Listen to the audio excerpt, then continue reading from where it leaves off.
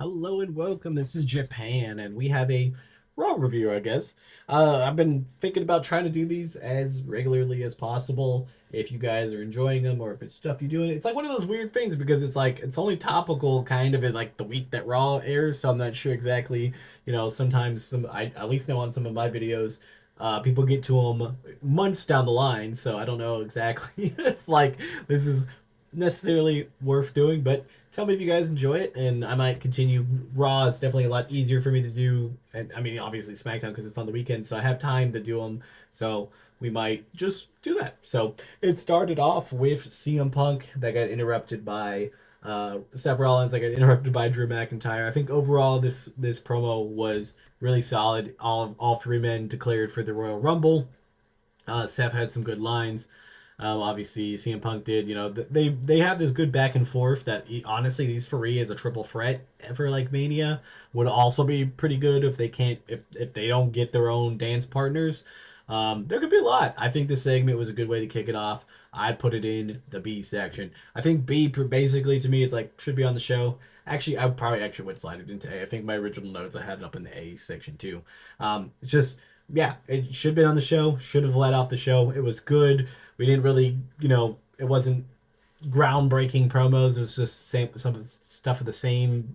But I was also a little confused of like why Drew is now focused on them when he should still be going after the Bloodline. I guess that's over with. I don't really know. Then we had Penta's debut versus Chad Gable. It was the worst kept secret because, yeah, I mean, even if you didn't realize those things were Penta and didn't even see the last one that said Penta, uh, WWE shop started selling merch early and it was all over the place. So I don't know. The match itself, I thought was really good. It was definitely the match of the night by far. It was just it was just Penta doing Penta things. I'll put it up in S. Perfect debut for Penta, and I can't wait to see what they do with him. He's kind of one of those slippery slopes types guys because like he does amazing work. So what do you put him? Do you put him in that area? Do you put him against champions? I don't know necessarily that you have him like what do you do? Like you have him, and I feel like there's so much stuff he can do. Obviously, with it, when Ray Phoenix comes, like the tag division is probably where they're going to settle in on. But he could have a solid legendary first run at a title. But on Raw, I think it's going to be a little bit more difficult compared to SmackDown necessarily because I feel like the IC title is more untouchable at the moment than the U.S. title. But I guess we'll see. Speaking of IC titles, we had Sheamus versus Ludwig that eventually led to Sheamus, getting a little altercation with Braun Breaker. I think obviously the match ahead of time was okay. They've had way better matches. I kind of felt it didn't really serve much to design, but it was just there. I did like the little altercation afterwards because it set up eventually to saying that they're gonna have a match at Saturday main event, and I think that'd be a pretty solid match. So I'll put it in C. It serves its purpose. I don't think it was anything to write home about. Never, definitely not a match that you'd go home and say, "Hey, this is a great ass match. You got to rewatch it." It's definitely a skip over, and then the talking afterwards is probably the best thing. And they didn't even really say anything. They just kind of jabbed and started pushing. Then we had the most random match, which was Miz and Sami Zayn. I love that this was a screenshot that I could find for it. This was the only thing that they had. The match was very fast.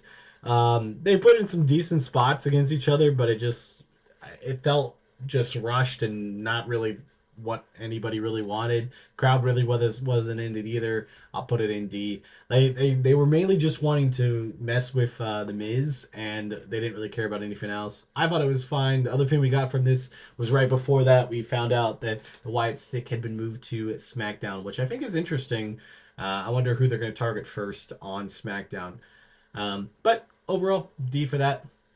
Next up, we had Gunther come down and then eventually get interrupted by Jay, who then demanded a match against him. It felt very out of the blue. I feel like this was just like, we need to figure out Saturday main event as soon as possible. So we got to feed somebody to Gunther that is going to put butts in the seats, and Jey Uso is the hottest commodity out there. So I like him having this opportunity. I don't think he'll have a shot in hell to win it, but I do like that he's at least getting some singles opportunity and not stuck back to just being in the bloodline and not having anything there. So I thought overall the segment was fine. It just shows how much Drew is, or not Drew, Jay is always over. I feel like I think it was solid. I would put it in B. I could also possibly see Drew McIntyre costing him if they try to stay with that storyline, but I don't know. Next up, we have Rhea's story. This might be a little out of order. Rhea came down. She was gonna. Everybody kept saying she's gonna do the same cooker cut promo, and they kind of set it up that way. But I think because people said so much stuff, they had Nia Jax interrupt her, and then Bailey was in the crowd, and they ended up brawling.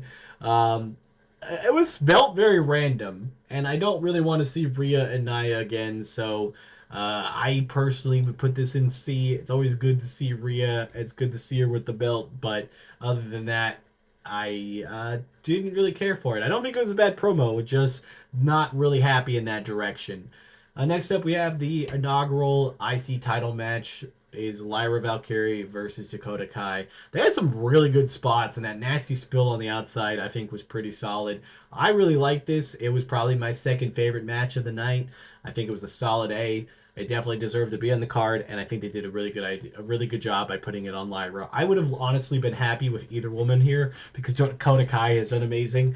I do understand why they put it on Lyra because it makes sense, and to have that like babyface as that first champion, I think she can set up some really good feuds on Raw and have some really good matches because she goes out there and does some really good work. So, congratulations to Lyra. I think it was well deserved.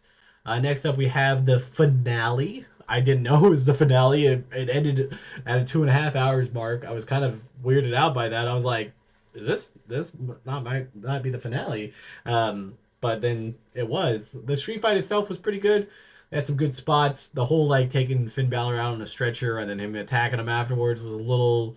I didn't mind the stretcher thing, but it was just like he obviously needed to be stretchered out. Then he's back there wrestling for another 15 minutes afterwards. It felt like I don't know, that part was a little hokey, but I think overall it was a pretty good street fight. Damon Priest has good street fights, like him with Bad Buddy, and this one was just shows that he's just kind of built for that. Like he can do some big moves, and he just looks good brandishing a weapon, bashing somebody's head in.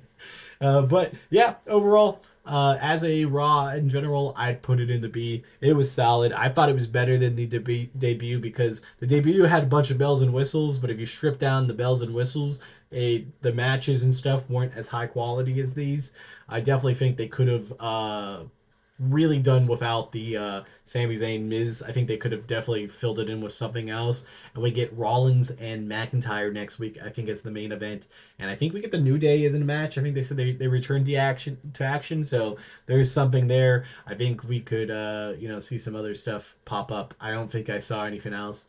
But yeah, tell me if you like this Raw review. Tell me what you guys thought of Raw and how you guys enjoying it on Netflix. I absolutely love that it's on Netflix. It makes it so easy just to be able to like, as I work during the time, I can like pause it, catch back up on the commercials, and I'm not completely far back and not having to go check something on a random third party site that's see where I'm at and what I'm doing. So I'm kind of glad that this is a thing. So I'll see you guys next time. This has been Japan. Bye guys.